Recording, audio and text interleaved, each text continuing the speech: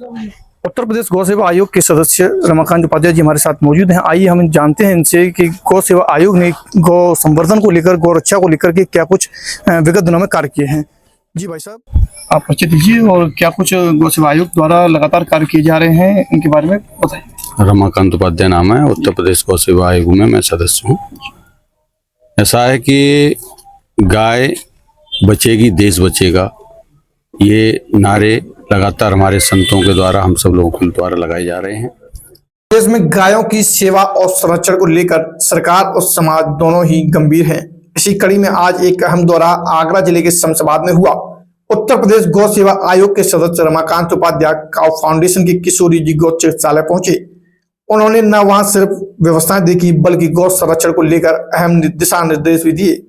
शुक्रवार को शमशाबाद स्थित काउ फाउंडेशन के किशोरी जी गौ चिकित्सालय में एक विशेष अवसर रहा। उत्तर प्रदेश गौ सेवा आयोग के सदस्य रमाकांत उपाध्याय का यहां गर्मजोशी से स्वागत किया गया। चिकित्सालय के संरक्षक पवन कुशवाहा ने उन्हें गौ स्मृति चिन्ह भेंट कर सम्मानित किया। निरीक्षण के दौरान रमाकांत उपाध्याय ने घायल और निराश्रित गौवंशों की स्थिति का जायजा लिया और उनकी देखभाल के लिए चिकित्सालय की व्यवस्थाओं को सराहा। साथ ही गौ सेवा विभाग संयोजक सुशील शर्मा को कुछ विशेष जिम्मेदारियां सौंपी गईं। उन्होंने कहा कि प्रदेश सरकार गायों की सेवा और संरक्षण के लिए लगातार योजनाओं पर काम कर रही है और आगे भी हर संभव कदम उठाएंगे। आगरा से न्यूज 100+ के लिए शुभम चौहान की रिपोर्ट। गावो विश्वस्य मातरः, गाय विश्व की माता है, ये हर जगह हम सब लोग बोलते हैं। सर्वदेवमयी गौ माता, ये गौ माता माने सब कुछ देने वाली। तो इस पर हम सब लोगों ने, आयोग ने मिलकर गोबर गौमूत्र जो गाय का जो बहुमूल्य उपहार है हमारे लिए, उस पर हम लोगों ने काम करना शुरू किया है। क्योंकि ये सरकार है, माननीय मुख्यमंत्री जी और योगी जी की जो सरकार है, वो किसान, गरीब, तो पंडित दीनदयाल उपाध्याय का जो सपना था जी, उसको पूरा करने के लिए भारत सरकार, माननीय मोदी जी की सरकार और योगी जी सरकार ये काम कर रही है। तो किसान के लिए, किसानों को क्या कुछ इससे फायदा होने वाला है? गाय जो जन सहभागिता, माननीय मुख्यमंत्री की एक योजना है, जन सहभागिता योजना, उसमें गाय दी जाती है। गाय का 50 रुपए पर डे वो किसान को दिया जाता है। उसके खर्चे से वो गाय का पालन करता है। और इसके साथ हम लोगों ने कुछ चीजें और जोड़ दी हैं उसमें, बायोगैस उसको जोड़ दिया है किसान के लिए। जैसे ही बायोगैस उसके घर में लगती है तो वो उसको दो चीजें अपने आप मिल जाती हैं। एक तो गैस मिल जाती है, सिलेंडर का खर्चा खत्म हो जाता है, और उसको एक अच्छी उत्तम किस्म की खाद मिल जाती है। और ये मिलते ही और जो गौमूत्र है वो यूरिया के रूप में और वो प्राप्त हो जाता है। तो जो किसान है उसके 3 खर्चे बच जाते हैं, गैस का खर्चा, यूरिया का खर्चा, डीएपी का खर्चा। तो ये बचते ही जैसे ही खेती होती है तो फिर उसके चिकित्सा के खर्चे भी कम होना शुरू हो जाते हैं। साथ में जो बंजर भूमि हो रही है वो भी बच जाती है, पानी बचता है, जमीन बचती है। जो इसके अलावा अपने स्वास्थ्य के साथ साथ अन्य लोगों का, चूंकि वो जब जहर मुक्त उत्पादन करेगा तो हम सब लोगों को भी बचाने का किसान काम करेगा।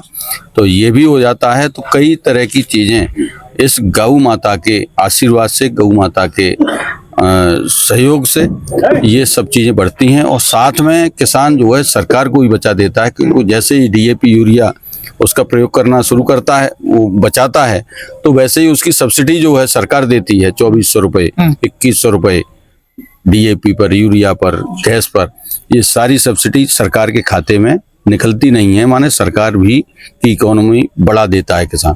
तो ये सारा पूरा एक चक्कर और गौ हत्या को लेकर के आयोग द्वारा क्या कुछ कदम उठाए जा रहे हैं? देखिए, पूरे उत्तर प्रदेश में हम लोगों ने जिस तरह से सख्ती की है, हमने दादरी में जाके बड़े बड़े तस्कर थे, वो बड़े मीट लेके और कोल्ड स्टोर बनाए हुए थे, हम लोगों ने उन पे छापे पड़वाए, उनको पकड़वाया और वो जेल में गए।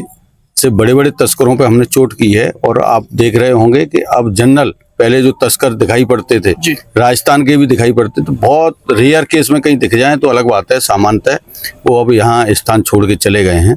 उत्तर प्रदेश में उनका कोई स्थान नहीं है, तस्करों के लिए कोई जगह नहीं है। और इन सारी समस्याओं का समाधान जो लेके हम चल रहे हैं वो यही है जो हमने अभी बताया है। गाय किसान के खूंटे पर जानी चाहिए। घर में गाय होने को लेकर के, गौ पालन को लेकर के क्या कुछ जागरूकता अभियान चलाए जा रहे हैं? ये हम, चूंकि हम सरकार के व्यक्ति हैं, सरकार में हैं, तो हम जगह जगह अपनी जो प्रशासनिक बैठक रहती है, अनुसरण समिति की बैठक रहती है, अभी हमने फिरोजाबाद ली है, तो उनमें बैठक में निर्देश दे रहे हैं।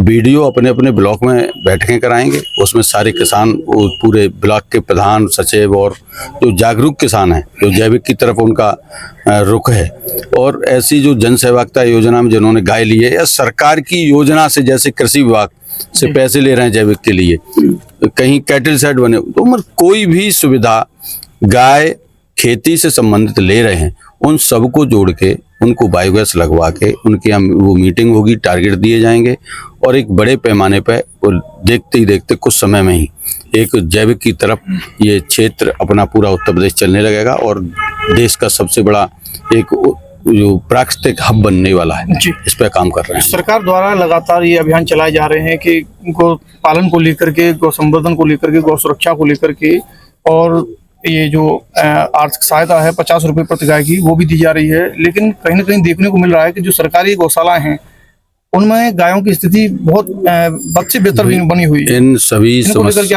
सभी समस्याओं का समाधान तो यही करने जा रहे हैं हम लोग, इसी पे तो काम कर रहे हैं। हमने सभी कार्यकर्ताओं से भी ये कहा है कि सब लोगों को गौशालाओं से गाय निकाल के किसान के खूंटे पे पहुंचाना है। फिर गांव-गांव आगे हमारी जो सेकंड जो काम होगा, उसमें गाय के गोबर से, गौमूत्र से उत्पाद बनाए जाएंगे। गुनाइल है, फिनाइल है, ये तुम्हारा प्लास्टर है, वैदिक प्लास्टर जो चलता है, बन रहे हैं पूरे उत्तर प्रदेश में 35 जगह बन रहा है। तो ये सारी चीजें तैयार होंगी। धूप बत्ती है, ये सारे उत्पाद हैं, बहुत सारे लंबी श्रृंखला है, वो सारी उत्पाद कहीं ना कहीं। कुछ जो युवा हैं वो गौ सेवा का भाव मन में रखते हैं, लेकिन गायों के द्वारा जो कभी कुछ निराश्रित पशु हैं उनके द्वारा कुछ फसलों का नुकसान किया जाता है, तो गांव में कुछ आदती लोग इस तरह के होते हैं कि जो गौ सेवकों को लगातार परेशान करते हैं। वो बोलते हैं कि आप भले ही आगे गौ सेवा करने वाले, आपकी वजह से हमारी गायों का नुकसान हो रहा है। तो ऐसे लोगों के लिए आप क्या कहना चाहेंगे? मैं ये पूछना चाहता हूँ कि ये गाय किसने छोड़ी है जी? क्या सरकार लेके आई थी कहीं से भर के?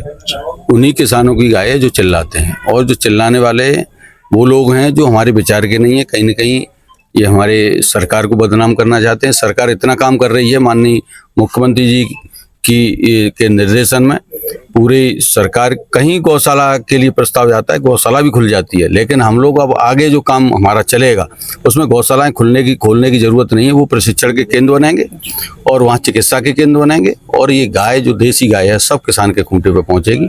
और हम कार्यकर्ताओं को भी लगा रहे हैं, सरकारी जो मशीनरी है जिसमें हम सरकार की जिम्मेदारी है, तो वो लोग भी इसमें साथ जुड़ के हम सब लोग काम करें। चैनल के माध्यम से आप युवाओं को क्या संदेश देना चाहेंगे? आपको दिख रहा है जहां हम खड़े हैं, ये युवा हैं, और इस